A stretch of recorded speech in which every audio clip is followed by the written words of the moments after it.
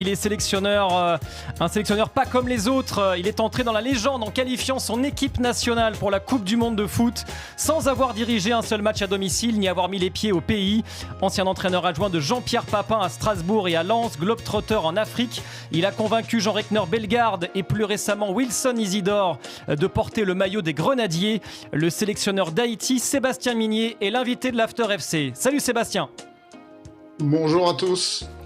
Salut, merci Sébastien d'être avec nous Sébastien. Déjà, où es-tu quand on est sélectionneur d'Haïti? On est basé où? On est basé, je te le disais, tu n'as jamais mis les pieds au pays. Tu es où en ce moment? Là, je suis sur mon camp de base sur Bordeaux, dans la région bordelaise, proche du Sauternais plus précisément, pour les amateurs, les épicuriens, amateurs de vin. Et voilà, malheureusement, dans cette aventure, je n'ai pas pu encore mettre les pieds au pays, là où on aurait bien besoin de notre expertise, à moi et mon staff. Mais malheureusement, pour des raisons politiques, ce n'est pas possible depuis notre intronisation. Donc, quand Mauvaise Fortune Bon Cœur, on bosse différemment. On a la chance d'avoir des plateformes dédiées aujourd'hui qui me permettent de suivre les prestations de mes garçons quasi de manière permanente. On va aussi à leur rencontre quand on peut le faire. Voilà un petit peu mon travail de sélectionneur hors date FIFA où là je peux retrouver mon équipe.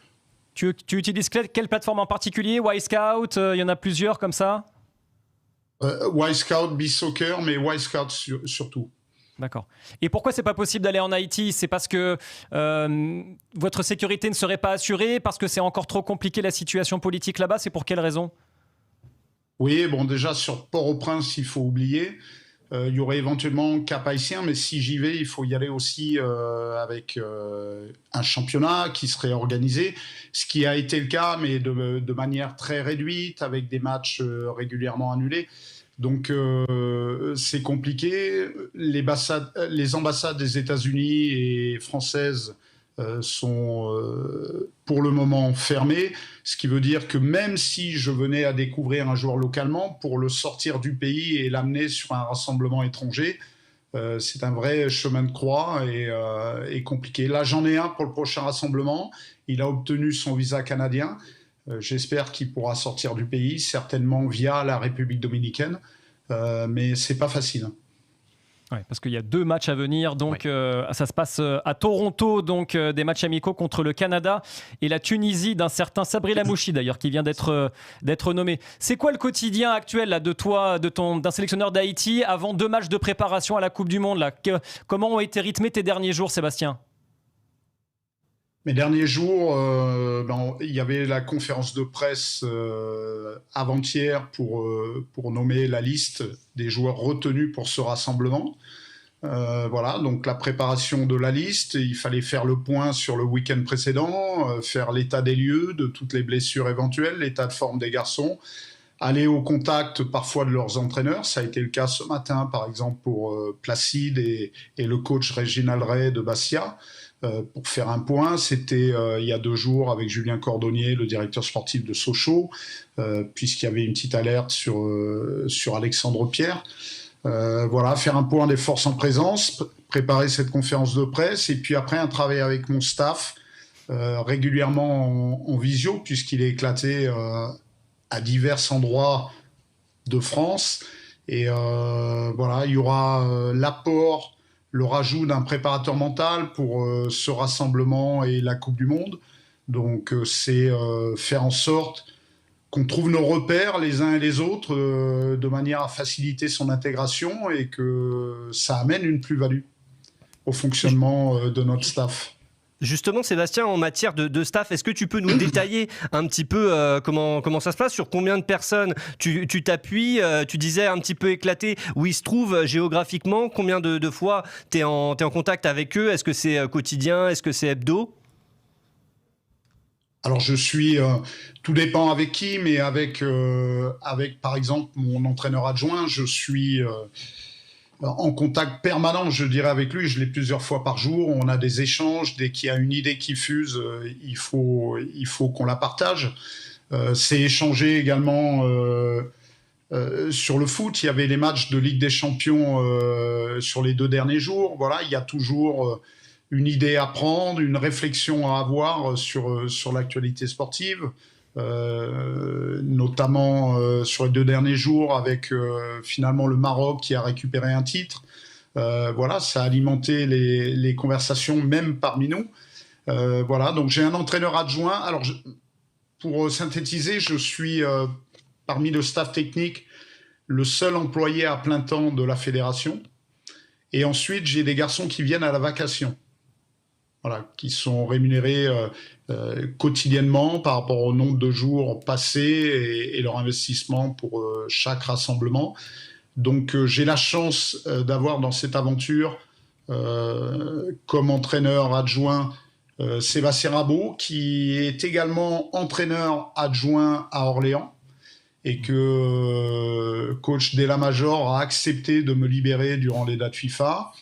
Voilà, donc un jeune qui a faim, qui a énormément de compétences. J'ai un analyse vidéo qui nous rejoint. Jusque-là, c'était le job aussi de Sébastien, qui avait la double casquette avec moi, mais là, on aura une personne spécialement dédiée à ça pour la Coupe du Monde. Sébastien Roy, qui a bossé avec Antonetti à Metz et à Strasbourg, donc qui nous rejoint. Donc là, en ce moment, il y a beaucoup de travail avec lui sur les débuts de semaine, sur nos futurs adversaires. Hier, on avait une visio où je leur demandais, par exemple, concernant l'Écosse, de prendre un petit peu d'avance. On ne connaît pas encore la liste définitive des 26 joueurs écossais, mais on peut présumer des 15, 16 quasi certains faisant partie de la liste. Donc, préparer déjà des petits clips individuels sur chaque élément écossais, de manière à ce qu'on ne soit pas pris au dépourvu, qu'on puisse aussi faire des sessions de travail avec nos joueurs. Par exemple avec nos attaquants qui pourraient avoir un avis sur les gardiens de but, sur tous les défenseurs de nos opposants. L'Écosse, on en reparlera, adversaire d'Haïti à la Coupe du Monde, je le rappelle, hein, juste voilà. Brésil, Maroc, Écosse, voilà les trois adversaires, on en reparlera. Vas-y, poursuis Sébastien, donc dans ton staff, vas-y. Ensuite, j'ai un préparateur physique, Alexandre Delal, qui a bossé pendant quelques années avec Claude Puel. C'est une des références en France, qui a bossé avec lui à Lyon, à Nice, qui a bossé également avec les sélections de Côte d'Ivoire et d'Algérie. Il a accepté de me rejoindre dans cette mission. Il était libre à ce moment-là. Il a une structure privée où il a pas mal de sportifs professionnels en dehors des clubs qui travaillent avec lui. Voilà, j'ai Guillaume Coffy, un de mes fidèles, donc, qui s'occupe de la préparation des gardiens de but. J'ai également un kiné, Olivier Henneuse, et un ostéopathe, Aurélien Abelceder, qui me rejoignent sur tous les rassemblements. On travaille ensemble depuis quelques années de manière à amener une structure médicale digne de ce nom, qui n'est pas moins compétente que ce que les garçons peuvent avoir dans leur club respectif. Donc c'est important. Et puis ensuite, j'ai un staff haïtien, voilà, un team manager, un intendant, un DTN qui est là pour aussi échanger, pour aussi, moi, m'imprégner un peu mieux de la culture locale. Voilà, j'ai un responsable médical haïtien également.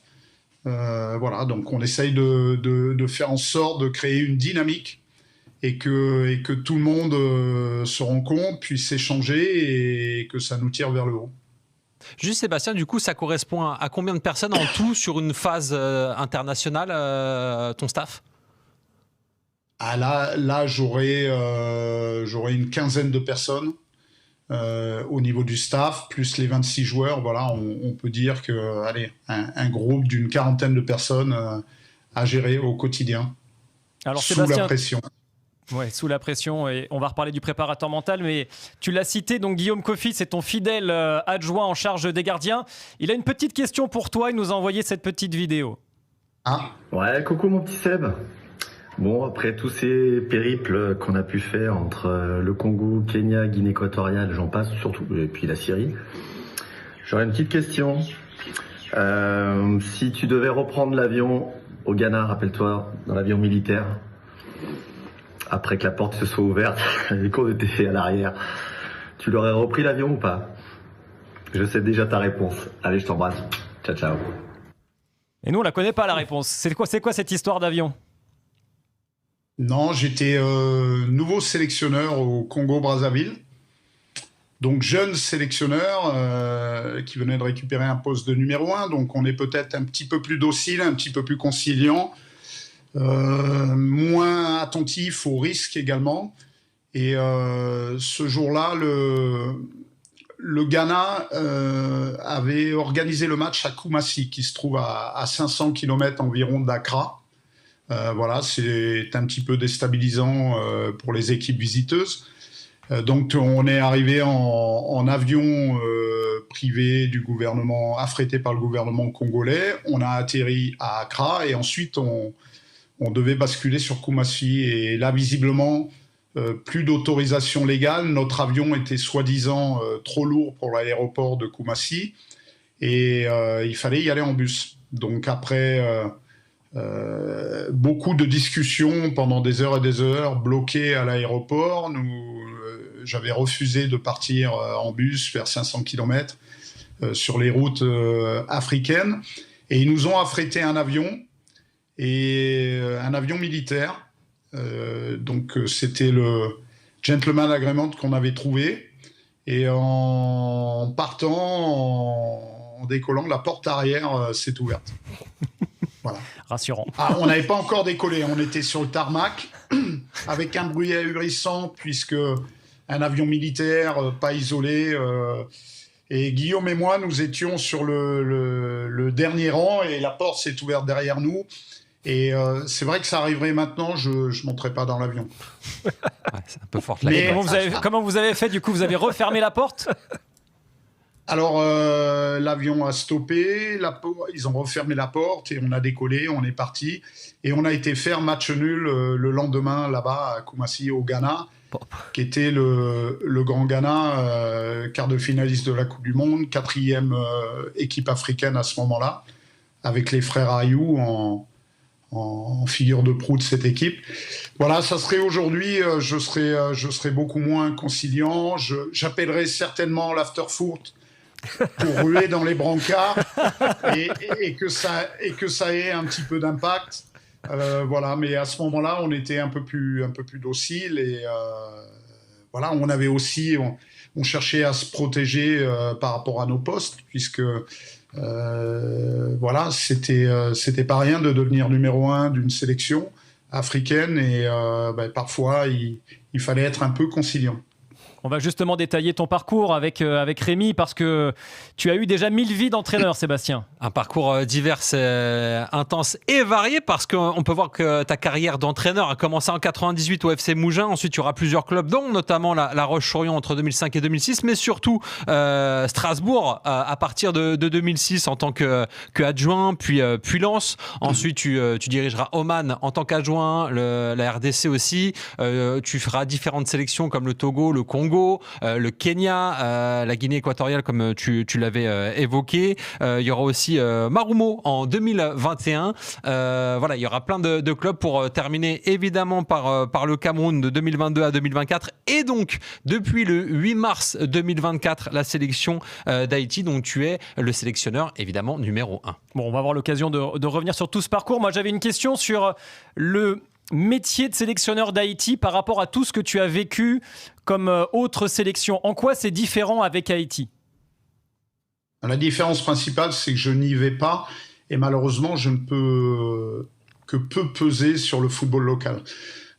Qu'un Jean Rickner, Bellegarde ou Wilson Isidore s'entraînent bien dans leurs clubs respectifs en Première Ligue, j'en suis quasi certain. Donc, je peux entretenir un contact régulier avec eux, aller les voir pour nouer un lien affectif une fois ou deux dans l'année, mais de manière hebdomadaire, ils n'ont pas forcément besoin de moi et j'ai quelques assurances quant à leur mise en forme. En revanche, pour des joueurs basés en Haïti, je pense que là, on peut amener une expertise certaine au niveau des entraîneurs locaux. C'est souvent ce que j'ai fait dans les pays où je vivais. que ce soit avec Claude Leroy ou ensuite en tant que numéro 1. Là, je pense qu'il y a un intérêt certain pour essayer de développer le football local et les jeunes talents locaux, et puis envoyer des signaux également forts à la jeunesse locale. Voilà, leur démontrer que les portes de la sélection sont ouvertes pour tout le monde, que ce soit pour y rentrer ou en sortir.